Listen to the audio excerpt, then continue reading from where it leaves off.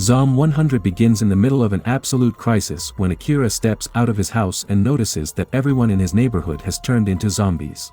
Despite such a horrible situation, Akira's first reaction is frustration, only because he will be marked late at his office because of this inconvenience. The film then takes us back a year, when Tendo Akira first joined his job.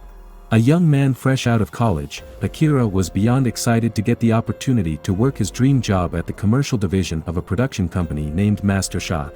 After joining the office, Akira eagerly made introductions, started work, and was even immediately smitten by a senior colleague named Otori. But as the hours went by, the man started to realize what he had stepped into when Akira could finally return home from his first day of work after 2 straight night shifts. This limitless work schedule and regularly having to spend entire days and nights at the office became a common thing for the man over the past year, and within this time, Akira grew too tired of it. Physically and mentally draining, the job also involved exploitation and harassment from professional seniors, and Akira truly turned into a corporate slave. Unable to gather up the courage or resilience to quit the job, Akira instead even contemplated giving up on his life. But on this particular morning, as Akira woke up and hurriedly stepped out of his apartment, reality crashed down upon him. After successfully avoiding hordes of zombies, the most important realization hits Akira: he no longer has to go to the office or care about his exploitative boss anymore. Taken over by unbridled joy, the man goes over to Otori's house to check on her and also expresses his love for her. Although this does not go very well for Akira, who finds his company's director at Otori's apartment before both of them turn into zombies and attack him, he does truly enjoy the adventure. Returning home, Akira starts to write down 100 things that he wants to do before being bitten and turning into a zombie. After initially beginning with his bucket list of things to do before essentially dying, Akira tidies up his room, gets hold of a motorcycle, and rides it around town, gathering fireworks to put up a show for himself, and then even makes a stay-at-home camp. However, the loneliness of the world does eventually catch up to him, and Akira thinks of his best friend from college, with whom he had had a falling out in recent times. During his college days, Akira was on the football team as a skilled wide receiver, while his best friend Kencho was the quarterback. But during the final of the esteemed college tournament, Kencho was unable to perform well, which led to their team losing the final. Along with the other players, Akira also felt Kencho was inadequate as an athlete, but he did not seem to say anything to his best friend. An interesting difference kept between the anime series and Zom 100 in this regard is that while the anime has Kencho being secretly tired and dissatisfied with his professional life, the film adaptation's Kencho does not share any similar details. Instead, he is marked by an immense lack of self-confidence, which keeps the man from trying any means of escape from the Love Hotel, and he instead remains inside the place for days before Akira eventually calls him and then meets up with him.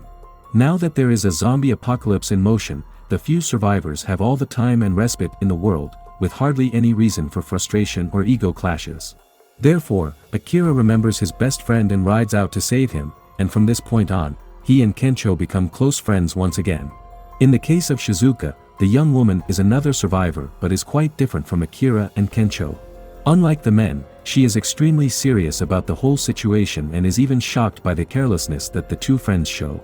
Shizuka and Akira first meet at an abandoned convenience store, where they both go to gather supplies, but the woman does not even reveal her name to Akira. Although the protagonist gets smitten by Shizuka, the two do not meet again until later on, when the zombie outbreak takes on a more devastating shape, claiming more victims.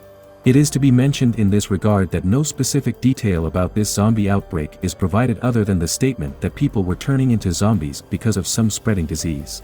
After the zombie outbreak began, the few remaining groups of survivors got to know that a specific project called the Marine Paradise Aquarium was in development a little distance away from Tokyo, and this space was the safest for shelter. This was because of the security detail at the place and, more importantly, because it had innumerable fish and aquatic animals and, therefore, no risk of food shortage, at least for a year or so. Because of this reason, whatever few survivors remained were all trying to reach the Marine Paradise Aquarium, and Shizuka was also among them. The woman had boarded a bus, along with many other passengers, to reach the aquarium, but their vehicle was taken over by zombies midway. When Shizuka fights off the zombies and tries to find shelter, she runs into Akira and Kencho once again, and it is now that the three first become a group. Shizuka is not willing to be part of any group, though, as she firmly believes that being together with the two stupid men would only get her into more trouble. This proves partly correct as well when the bus driver and the air hostesses turn into zombies and attack Kencho, Akira, and Shizuka. She still keeps thinking of how she would not have been in this trouble had Kencho and Akira not been with her, but Shizuka soon realizes the benefits of being in a group as well. It is Akira and Kencho who decide not to escape the store by themselves but instead return to help Shizuka out of trouble. Although the woman is evidently glad and thankful for this help, she does not speak out about it immediately. Shizuka's character is soon revealed to be one who has always stuck by the rules of being self-reliant and professional to the core, but she gradually understands that she has been missing out on life because of this perspective of hers. Instead, she starts to enjoy herself with Akira and Kencho, as the trio keeps doing things on Akira's bucket list, and Shizuka eventually does away with her self-restricting manner. While she had always been heading towards the aquarium, Akira and Kencho had also decided to go there since Akira knew a secret about it, owing to the fact that he was working on the aquarium's advertising team. The Marine Paradise Aquarium supposedly had a shark suit, i.e., a metal suit used as protection against sharks, and Akira wants to use this suit against zombies as well. When the three friends reach the Marine Paradise Aquarium, their camper van gets punctured, which leads to an accident, and Akira loses consciousness. After waking up, though, he once again finds himself in a nightmarish situation like before, for his departmental boss, Kosugi, was also among the survivors at the place. When the zombie outbreak first began, Kosugi and his team were at the place to shoot for the advertisement campaign, so he was able to stay back and make it his shelter. Other groups of survivors then poured in. In true corporate leader fashion, Kosugi had somehow convinced all the survivors at the aquarium that he must lead them all towards starting their own community, and he was now reaping the benefits of such an arrangement.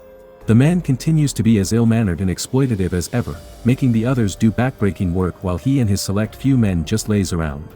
In this part of the plot, Zom 100 actually reminds one of the very devastating societal effects that are possible during any apocalypse or crisis, even more realistic ones than zombie outbreaks. There is some space for an argument that Kosugi had climbed his way up the corporate ladder and could, therefore, now make his subordinates do most of his work, even though his manipulative behavior cannot be justified. However, now in this post-apocalyptic world, Kosugi has simply assumed the same role based on his previous profession, and he turns into an almost autocratic leader. While the advertised seafood delicacies were only being consumed by Kosugi and his select associates, the rest of the survivors were getting meager rations that were neither nutritious nor fulfilling. Keeping up with all the societal injustice in the real world, the community at the Marine Paradise Aquarium also has the real workers survive on the bare minimum while the higher rungs of society enjoy repeated rounds of delicacies. This paradise does not last very long, though, as one zombie manages to creep into the place and bite one of the workers.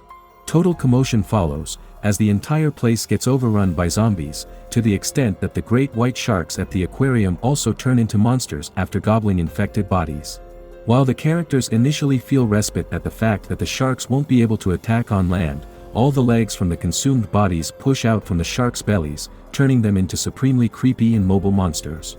Among various other entries of varying degrees in Akira's bucket list, there was also one specific wish of his, to be like a superhero and save innocent people. Therefore, the final part of Zom 100 pits the protagonist against the hordes of zombies, especially the two zombie sharks that attack everyone at the aquarium. Akira steps up to save the day, wearing the shark suit that was indeed present at the place and running through groups of zombies, as he is now resilient to their bites. Kosugi continues his selfish acts as the boss tries to only ensure his own safety, and he does not mind sending others towards death to protect himself. However, when the time comes, Akira decides to save his ex-boss as well, even though he had already emphatically expressed how he was quitting Kosugi's team a little earlier. But at this moment, the protagonist acts accordingly, like a true superhero who would not make judgmental differences based on his own opinions about the helpless victims. Naturally, two helpers or side heroes of the main superhero also rise to the occasion in the form of Shizuka and Kencho. Shizuka makes use of her intelligence and even comes up with a plan to destroy the sharks while also selflessly working for the benefit of the trio and not just for herself. On the other side, Kencho has to crucially throw the batteries towards Akira, and by doing so, he finally redeems his bad performance and fumbles during the college football final game. During Zom 100's ending, all of the central characters survive the ordeal and manage to get out of the zombie-infested aquarium. However, the survivors now refuse to work for the cowardly Kosugi anymore, and they drive away from the place despite the corporate boss's weak efforts to make them stay.